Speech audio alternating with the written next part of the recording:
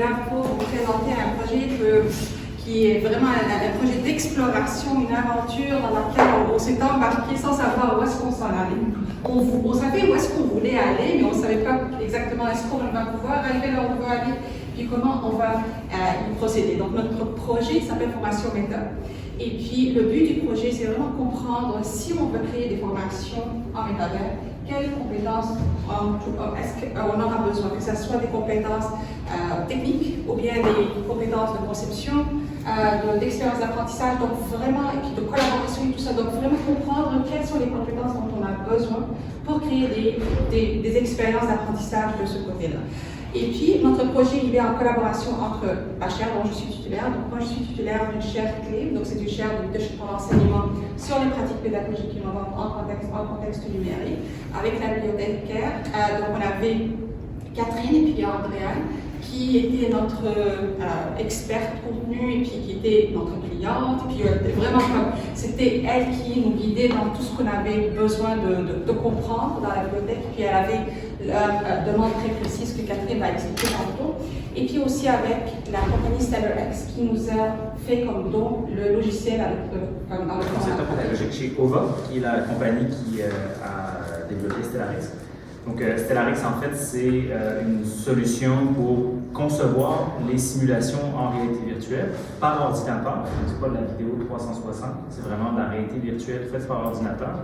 Et ça s'adresse aux gens qui ne sont pas programmeurs, qui ne sont pas professionnels. Donc, l'objectif, c'était vraiment de démocratiser la création en réalité virtuelle, de permettre à monsieur et madame tout le monde de créer un espace, d'ajouter des objets 3D, d'ajouter facilement des interactions et faire en sorte qu'on est capable de concevoir une simulation pour divers débouchés comme l'éducation, par exemple, s'en étant. On en fait aussi pour la formation ou le prototypage. Donc voilà, puis c'est grâce à toute l'équipe, on a pu voir comment notre public cible, pour nous, chez OVA, qui sont par exemple les concepteurs pédagogiques, comment ils s'en sortent avec notre simulateur. Bonjour, mon nom est Audrey Poulin, je suis à la maîtrise en technologie éducative. Je m'appelle Sylvie Maltaïe-Badrafi, je suis étudiante au doctorat en technologie éducative. Bonjour, je m'appelle Paranaz Rassi, je suis aussi étudiante en maîtrise professionnelle en technologie éducative. Moi, c'est Manon Boulanger, je suis au DSS en technologie éducative aussi. Je m'appelle Awati, je suis étudiante en bac en sciences animation. Et vous connaissez Sébastien, qui fait partie de notre équipe. Donc, il est partie essentielle de notre équipe. Donc, comme et Catherine. Catherine. Vas-y, Catherine.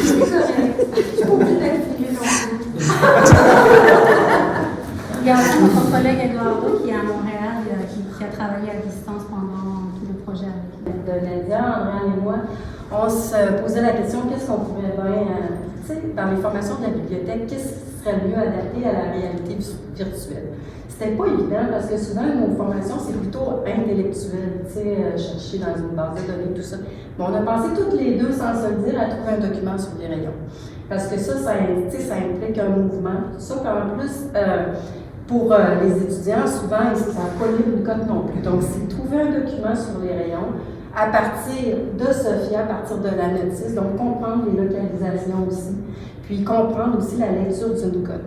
Je ne sais pas si je peux le dire, mais au début, c'était plus ambitieux. Hein. Le projet, on pensait faire découvrir les collections spéciales du 4e. Donc, un CD de musique avec la classification spéciale en musique, la classification du WIG pour les documents en littérature de jeunesse. On avait comme 3 projets. Mais finalement, à force de travailler, on s'est bien rendu compte que c'était beaucoup trop ambitieux. Puis la base, c'est vraiment de savoir trouver un document à partir d'une code LC. Donc c'est l'exemple qui a été conservé avec un document en cinéma. Merci beaucoup. Vous pouvez venir aussi en avant. Alors, il faut savoir que StellarX, c'était une découverte pour nous toutes, en fait, puisqu'il s'agissait d'un don. On devait prendre le temps de l'explorer, de le manipuler, apprendre à bien utiliser le casque, tout d'abord, comment bien le placer, mais aussi comment utiliser les manettes, les différents boutons. Alors, on a pris le temps de bien le découvrir et par la suite, on a sauté directement dans des masterclass, alors des classes qui donnent beaucoup de théorie puis d'informations sur comment réaliser des formations et comment utiliser Stellar X en général. Oui, ben c'est ça, comme Audrey le disait, on est parti vraiment de aucune connaissance avec le logiciel, fait que c'était beaucoup de l'apprentissage par essai-erreur. Puis dans les masterclass, on apprenait le volet technique pour l'utilisation du matériel, mais aussi comment concevoir une formation en tenant compte de tous les éléments médias, les interactions, les sons, pour que ça soit apporté au bon moment, que les mouvements soient aussi adaptés à l'utilisateur pour ne pas se ramasser avec des mots de cœur, des choses comme ça. Donc c'était un apprentissage sur plusieurs volets. Puis c'est ça, dans le fond, Nadia, elle avait commencé par nous passer en entrevue. Alors, elle connaissait bien nos compétences, nos habiletés. Fait qu'elle nous a partagé l'ensemble des tâches parmi différents groupes. Alors, on avait un groupe qui était plus axé sur la conception, le côté technique, de modéliser le 4e étage, de créer des objets 3D. Alors, c'était Awatif et Eduardo qui se sont occupés de cette énorme tâche. On avait le groupe aussi de conception avec Manon, Parnasse, moi, et Sylvie aussi qui a participé, où on réalisait le scénarimage, alors l'expérience que l'apprenant allait réaliser du début jusqu'à la fin, la création des personnages, mais aussi la prise des photos, parce qu'il y avait énormément de livres qu'on devrait modéliser pour l'expérience. Et Sylvie était également dans l'équipe de recherche avec Marie. Alors, ils ont beaucoup cherché sur Internet les différentes formations qui avaient été réalisées jusqu'à maintenant dans la réalité virtuelle. Alors, ils se sont énormément informés sur le sujet. Fait que Sylvie va commencer avec son volet de recherche. En fait, je vais parler du métavers. Qu'est-ce que le métavers? Difficile de le définir. Par rapport à nous, c'est une nouvelle. Ce terme qui est la contraction de méta et univers est apparu pour la première fois dans le roman Snow Crash ou, en français, le samouraï virtuel de Neal Stephenson en 1992. Sur ce mot, Stephenson dit le métavers est une invention de ma part qui m'est venue à l'esprit quand j'ai réalisé que les mots existants, comme la réalité virtuelle, étaient trop maladroits pour être utilisés. L'annonce de la mutation de Facebook en Meta par Mark Zuckerberg est en fait un moment charnière qui a contribué à la popularité du métavers. Actuellement, de plus en plus utilisé, il désigne un monde virtuel, immersif et persistant où plusieurs utilisateurs sont hébergés pour socialiser et interagir par le biais d'avatars personnalisés. Bon, pourquoi le métavers? La numérisation et le travail à distance ont apporté des changements majeurs dans la façon dont les entreprises fonctionnent et même dans la façon dont les individus perçoivent leur carrière. Aujourd'hui, le métavers est perçu comme une solution potentielle qui transformerait divers secteurs comme le monde des affaires et l'éducation et serait la voie à de nouveaux emplois qui requièrent une main-d'œuvre bien formée et bien qualifiée. Cette technologie naissante favorisera donc la transformation numérique et créera de nouveaux emplois et de nouveaux types d'entreprises, ce qui aura des retombées positives sur l'économie globale. Non? Est-ce que tu peux montrer le Oui. scénario? Bon. Voilà. Moi, je vais vous expliquer comment on a fait pour créer le scénarimage de la formation. Les scénarimages sont faits avec l'application de Miro. C'était une application de collaboration à distance qui nous a aidé de créer ce visuel-là, comme vous voyez. Pour créer le parcours de l'apprenant qui va chercher le livre à la bibliothèque à la 4e étage, on a vraiment visité plusieurs fois, avec toute l'équipe, on a visité plusieurs fois l'espace de 4e étage et on a fait le parcours d'un étudiant ou d'un apprenant, d'un utilisateur qui va chercher un livre. Et puis, pour faire ce parcours-là, on a filmé vraiment plusieurs fois l'environnement, on a pris plusieurs photos pour ne pas oublier les détails qu'on allait ajouter dans le scénarimage. Et puis, on s'est mis à la place de l'apprenant pour voir quels sont les moments où il aurait besoin de l'information dans l'espace virtuel. Parce que quand il est connecté à un casque, il n'a pas vraiment, il va voir vraiment le même environnement avec les mêmes détails, et puis on a essayé de trouver des moments où il aurait besoin des informations Comme vous voyez, comme vous avez vu par exemple dans la vidéo explicative, il y avait des moments où il apparaissent des vidéos. Et puis dans ces vidéos-là, on lui donnait des explications nécessaires pour lire les codes ou bien comment se guider dans l'espace. Et puis, pour chaque scène de scénario image, on a mis des informations pour l'équipe de développement parce que les scénarios images se créent. C'est une manière de communication entre l'équipe de conception et l'équipe de développement. Alors, on a ajouté tous les éléments, tous les détails nécessaires pour chaque scène, le synopsis de la scène et puis ce que l'apprenant doit faire dans cette scène, ce qu'il entend, ce qu'il voit, ce qu'il doit faire et puis ce qu'il est attendu qu'il fasse avec les mouvements. Et puis, on a ajouté aussi des éléments techniques concernant les interactions et les animations avec des objets 3D. Et puis, on a aussi ajouté des scripts et puis des narrations de Sophia et puis toutes les rétroactions que Sophia doit faire avec l'apprenant dans chaque scène. Et puis, on a fait 3 scènes de scénario image. Par exemple, la première scène concerne la première rencontre de l'apprenant avec Sophia. Deuxième scène, c'est devant l'ascenseur, quand l'apprenant entre dans le 4e étage. Et puis, toutes les informations qu'il doit déchiffrer ici devant les panneaux. Et puis, les autres... troisième partie de notre scénario image a été consacrée au secteur cinéma. Vraiment, comme vous voyez ici, on a vraiment fait le parcours que l'apprenant fait jusqu'à ce qu'il arrive au rayon bleu pour trouver le livre qu'il cherche. Voilà. Je pense que je vais continuer. Moi et Audrey-Anne, on va vous parler un petit peu du développement au niveau du personnage, parce que comme vous avez vu, il y a des vidéos. Je vais commencer par vous parler de la narration. En fait, une fois qu'on a identifié une voix, on a fait faire des enregistrements à partir du scénario qu'on avait développé. Et puis, on a procédé ici à une petite cabine qui est insonorisée. On a fait les enregistrements là. On a utilisé Camtasia pour faire les prises de son. Et puis, on a fait plusieurs prises avec des intonations différentes pour avoir une panoplie de choix et choisir là, les meilleurs à la fin qu'on voulait retenir. Les sons de qui? De la personne qui fait la narration. Intro 1, en fait, c'est même la narration. Oui, mais pour représenter qui? Pour représenter Sophia. Donc, merci, Nazette.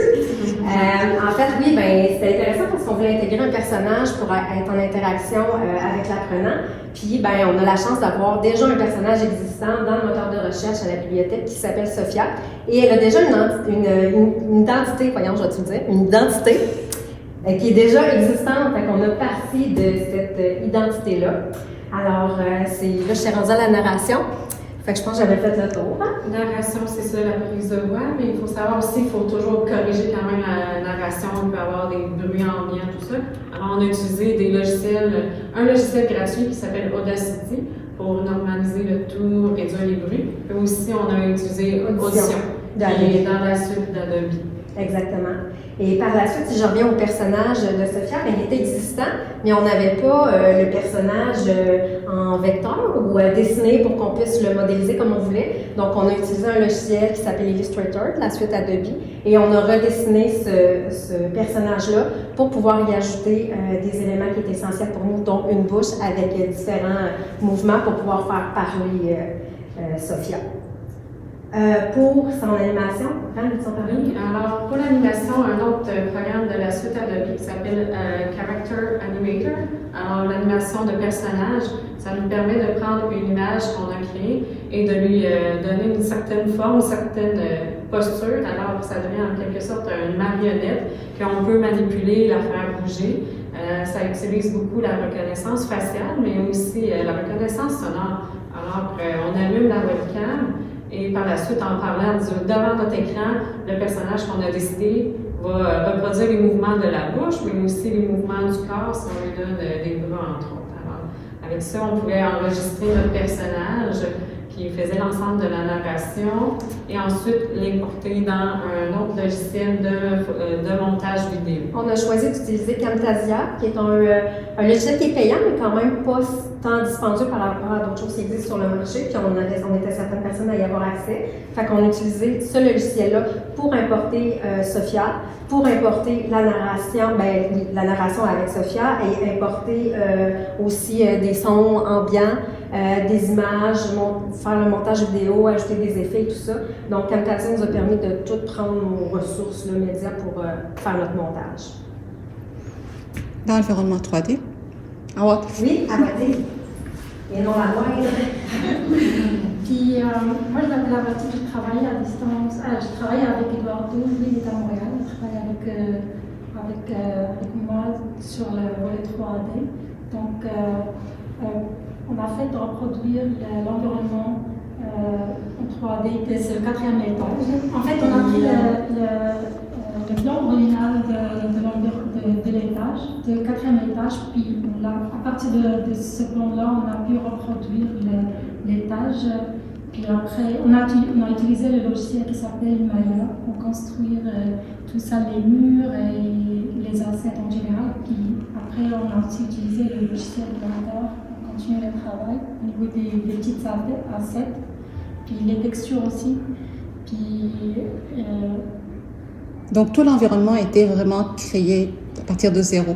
Et puis, Awad et Eduardo ont travaillé sur ça. Donc, il y avait tout l'environnement à recréer, mais aussi les objets 3D qu'on devait manipuler, surtout les livres. Et puis, vous avez beaucoup de livres. Oui, c'est ça. Puis après ça, on a pu les intégrer dans Stellarix. C'est l'application qui a été créée par Aurore. Puis on a eu la chance aussi d'être accompagné par les gens qui ont déjà développé cette application.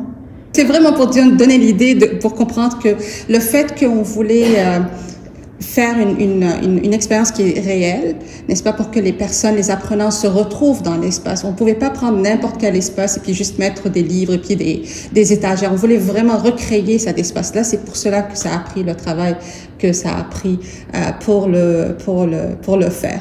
Merci. Dernière chose pour les livres, avant la conclusion de Manon et Audrey. Oui, je vais simplement ajouter que, par exemple, vous voyez beaucoup de livres ici à la bibliothèque. On a pris beaucoup de photos des livres. Et puis hier, il a lu une phrase que je vais vous raconter, par exemple.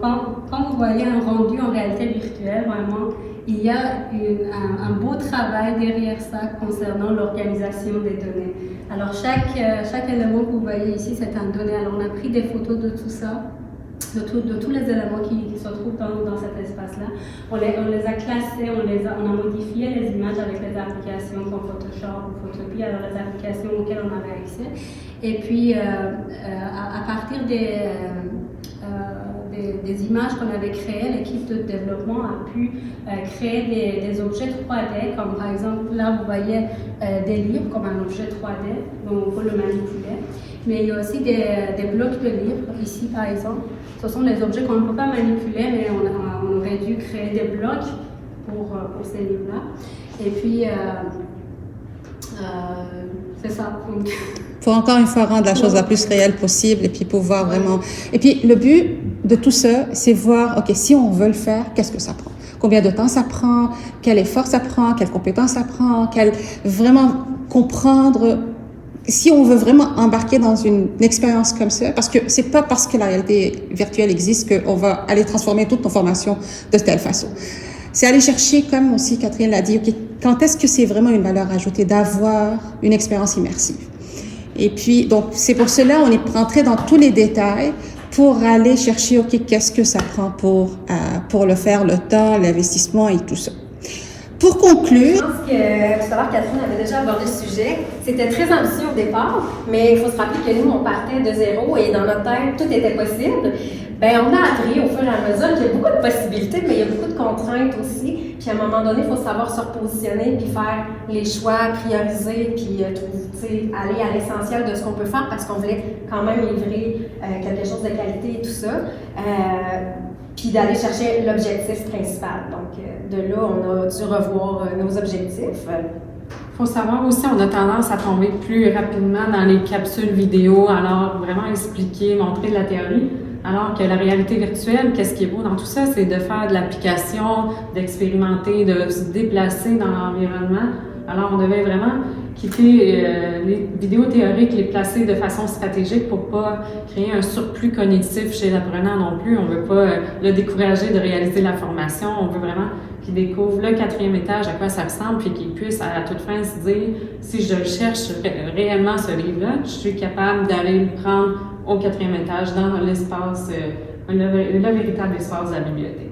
Il y avait dans l'expérience aussi beaucoup de choses, beaucoup d'idées qu'on avait, qu'on souhaitait réaliser, mais à force de poser des questions, à expérimenter, ben, on a dû se rendre dans l'évidence qu'il fallait des fois trouver une solution, un plan B, parce que tout n'était pas possible comme on l'imaginait nécessairement là, dans notre tête. Fait qu'il faut avoir une bonne capacité de faire de la résolution de problèmes, parce qu'on ne sait pas à quel moment on peut rencontrer un bug, un certain logiciel qui ne veut plus ouvrir tout d'un coup. Est-ce qu'on connaît ce logiciel ici ou non? Alors on se dépêche à aller chercher de l'information, mais il ne faut pas non plus perdre ce temps qui est précieux à faire de la recherche. Alors, on passe par un plan B, un plan C. Il faut être résilient par rapport à ça et se dire que la formation ne risque pas d'être parfaite du premier coup. Il faut avoir plusieurs essais avant de vraiment bien comprendre comment manipuler un logiciel comme Stellaris. On a été aussi beaucoup en mode pilote tout le long de l'expérience. On a pratiqué, nous, on a demandé à des gens de l'extérieur de pratiquer, on a eu des visites, c'était des beaux défis, un peu stressants parfois, mais on a passé au travers. Ça nous a permis aussi d'apprendre le fait de faire des pilotes avec des gens, ben, leur feedback est super intéressant parce que nous, à un moment donné, on est collé sur notre formation, puis il y a des choses, des trucs que les autres remarquent de l'extérieur qu'on n'aurait pas nécessairement vu parce que nous, on est dedans à 100 000 à l'heure. C'est ça qui nous amène à toujours se dire que rien n'est coulé dans le béton. Dès qu'on a conçu un objet, réalisé un bout du scénarimage, il faut toujours se dire qu'on risque d'y retourner un peu plus tard parce qu'à force de voir les gens expérimenter avec la formation, tout ça, c'est là qu'on réalise qu'il y a parfois des erreurs, des choses qui ne sont pas assez claires aussi à leur esprit, des consignes que c'est pas toujours évident dès qu'on se retrouve à manipuler les objets. Alors, c'est toujours d'utiliser la méthode agile. Alors, faire une première conception, ensuite se dire qu'on peut y retourner plus tard, faire des tests pilotes pour ensuite y retourner encore une fois. C'est toujours garder en tête que c'est un projet qui peut être en amélioration continue, mais que aussi on ne peut pas atteindre cette perfection-là, mais on l'accepte. C'est une très belle expérience. Je suis heureuse du projet qu'on a fait ensemble, mais aussi de toute l'étape de processus qu'on peut transmettre aussi aux autres personnes qui voudront passer par les mêmes expériences que nous. On aurait défriché un peu avant. Puis vous allez recevoir également de la documentation. On a fait une synthèse de l'ensemble des logiciels qu'on a utilisés, quoi faire et ne pas quoi faire lorsqu'on veut faire une formation en réalité virtuelle. Alors, ça va être accessible pour vous si vous voulez expérimenter avec Stellaris.